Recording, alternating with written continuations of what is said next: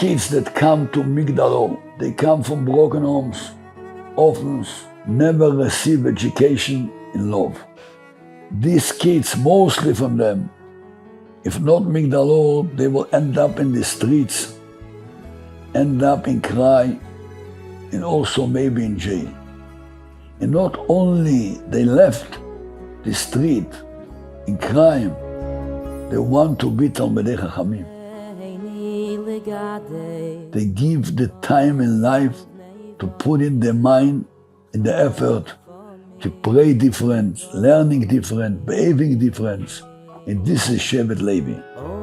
אני מורה לכיתה א' כבר אמצע עשור שלישי. את דרכי התחלתי בישיבה של הרב גרוסמן.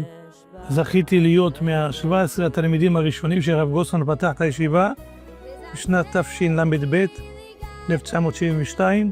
עברתי למגדל העמק ללמוד ברטיבתא, לאחר מכן ישיבה קטנה, לאחר מכן בעזרת השם הלכתי לישיבה גדולה, ונתמניתי לרב ראשי של בית שאן לפני 20 שנה. למעלה מ-20 שנה אני כבר בו מנהל את הקודש של הישיבה.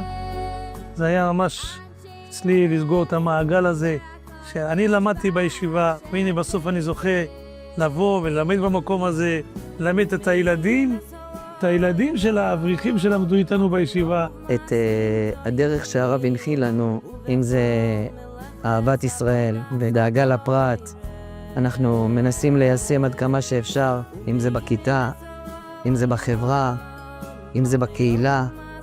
מגדלור היא מקום של תורה, מקום של קדושה, מקום שרבים מחבריי, אברכים, ראשי כוללים, רבנים, נמצאים בכל מקום ומקום, כאשר הם למדו בישיבה במגדל אור. We built right now a special building, nice place to sleep, nice place to learning, beautiful base medrash, everything what they need that will give them an opportunity to be גדולי ישראל. הרב הוא חינך אותנו לתת משלנו לאחרים. הרב גרוסמן נתן את נפשו כדי להציל בנים ובנות בעזרת השם לאבינו שבשמיים, הצלה ממש שישבו ויעסקו בתורה ויוכלו להתקדם גם במקצועות התורה.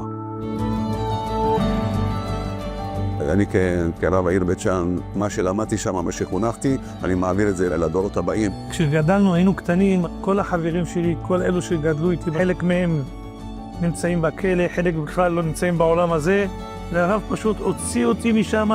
With your help, בעזרת השם, these kids will grow up and be the shame of the Tiferes for Am Yisrael.